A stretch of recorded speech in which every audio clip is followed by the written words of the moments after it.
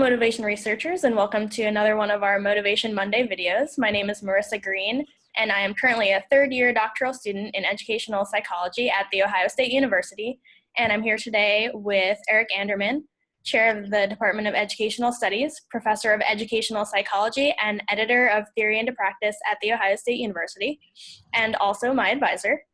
Eric also taught middle school and high school before he began graduate school. In today's video, I'll be speaking with Eric about his thoughts about translating motivation research into policy and practice. So, Eric, thank you so much for joining me today. My pleasure. Glad to do it. So the first question I have for you, Eric, is how can we communicate our research to policymakers and practitioners? Well, that's a great question, and policymakers and the practitioners, unfortunately, don't read the journals that most of us publish in. So that creates a bit of a quandary for us, because for a lot of us, we need to publish in those journals in order to, if you're a faculty member, to get tenure and promotion. And also, even if you're in just the research world, to be able to get grants, you have to have peer-reviewed scientific research, so we have to do that.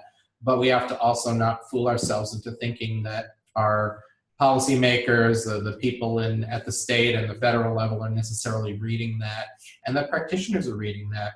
So the way that we need to do it is, first and foremost, we need to be writing for practitioner journals, and we need to be particularly using, I think today, social media to disseminate some of our results so that it gets to the right people in the right places. Research-based criteria or standards are put in place in teacher education programs. So the pre-service teachers are being taught practices that are rooted in the good research that we do, and not rooted in urban myths and fallacies and legends.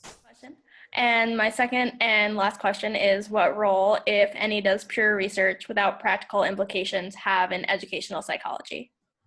Pure research has a very important role. We need to be doing pure research in order to be able to saying anything that's worthwhile that can be used in an applied setting.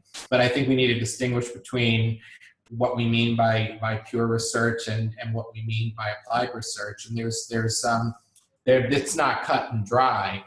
So there's some research that's done in laboratories, and some people say, well, that's not applicable to classrooms. And that's not at all necessarily true, because we can establish very firm rules and understandings of how basic processes work.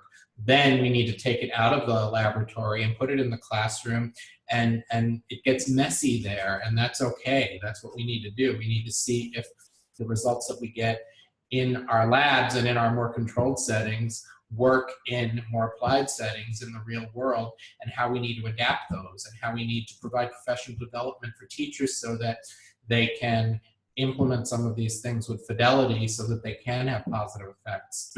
So there's room for all of it. There's room for all of it, but we have to be really careful with what we say about research that's done in a decontextualized environment. Does it have external validity? I mean, if you do it in a laboratory with college students, you can't just automatically say that's going to work with fourth graders. But we can establish principles, and then we can see if they hold developmentally with younger populations, and we can carry them out in classrooms and see how we need to tinker with things to get these things to work in classrooms.